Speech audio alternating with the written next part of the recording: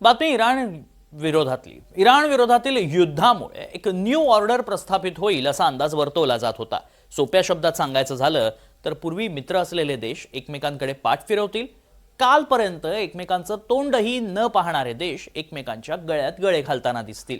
कालपर्यंत इटली आणि इस्रायलचे चांगले संबंध होते, मात्र आता त्यात दरी निर्माण होताना दिसतेय। बघूया।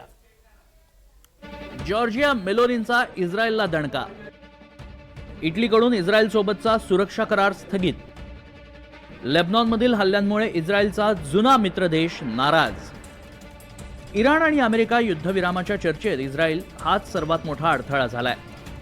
इस्रायलनं लेबनॉनवरील हल्ले थांबवावेत अशी इराणची प्रमुख मागणी आहे, मात्र इस्रायल कोणत्याही परिस्थितीत ही मागणी मान्य करायला तयार नाही। उलट इराण अमेरिकेनं युद्धविरामाची घोषणा केलेली असताना इस्रायलनं लेबनॉनवर घातकी हल्ले सुरूच ठेवले। त्यामुळे इस्रायलचे पंतप्रधान बेंजामिन नेतान्याहू यांच्या या बेजबाबदार वृत्तीवर इटलीनं आता बोट ठेवलंय। इटलीनं थेट इस्रायलसोबतचा सुरक्षा करार स्थगित केलाय।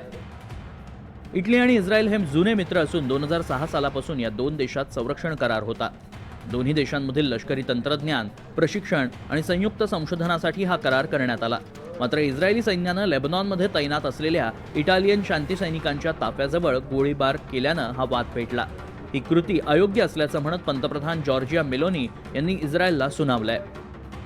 मध्यपूर्वेचं जे युद्ध आहे, खास तर इस्रायल ज्या प्रकारे हल्ले करत आहे लेबनॉनमध्ये, ते इटलीतल्या लोकांना आवडत नाही आहे। आणि युरोपमध्ये सुद्धा जे इस्रायलचं जे अतिशय मोठ्या प्रमाणामध्ये युद्ध सुरू आहे लेबनॉनमध्ये हिजबुल्लाच्या विरुद्ध, ज्यामध्ये लेबनॉनच्या लोकांचं खूप नुकसान होतं आहे, हे युरोपला पण आवडत नाही आहे। तर त्याच्यामुळे मेलनी यांना वाटतं की त्यांनी या बाबतीत आपला विरोध दर्शवावा आणि युरोपच्या बरोबर आपण एकत्र आहोत हे पण दाखवावं।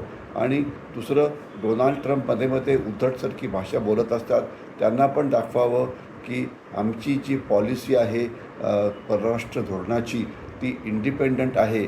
आम्ही जर गरज पडली तर अमेरिकेच्या विरोधात सुद्धा बोलू शकतो।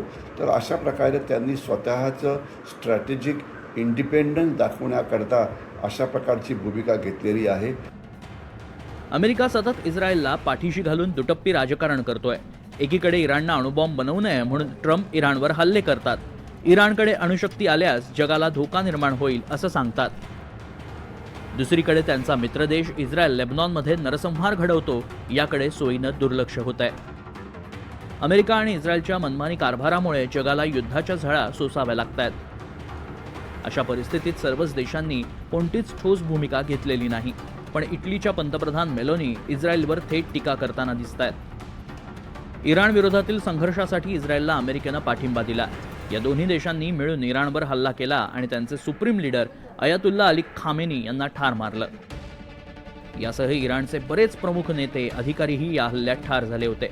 अमेरिकेच्या मदतीने इस्रायलनं केलेला हल्ला इटलीला फारसा रुचलेला नाही, त्यामुळे इटलीनं इस्रायलसोबत केलेले संरक्षण करार आता स्थगित केलेत। जो इटालीमध्ये जो राग आहे इस्रायलच्या विरोधात, काही प्रमाणात राग आहे डोनाल्ड ट्रम्प यांच्या विरोधात, ते त्यांच्या जनमताच्या बाजूने मेलनी जात आहेत।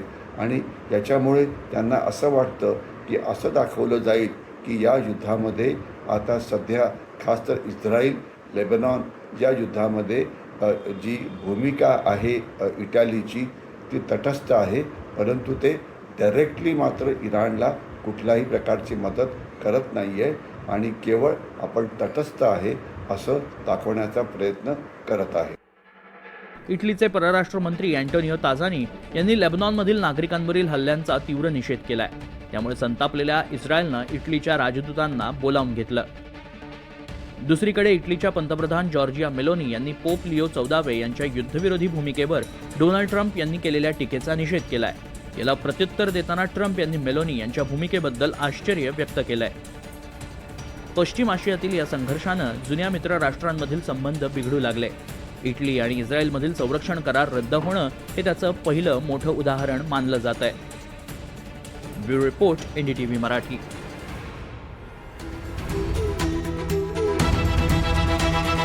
हे आहे NDTV आणि आपण पाहत आहात NDTV मराठी।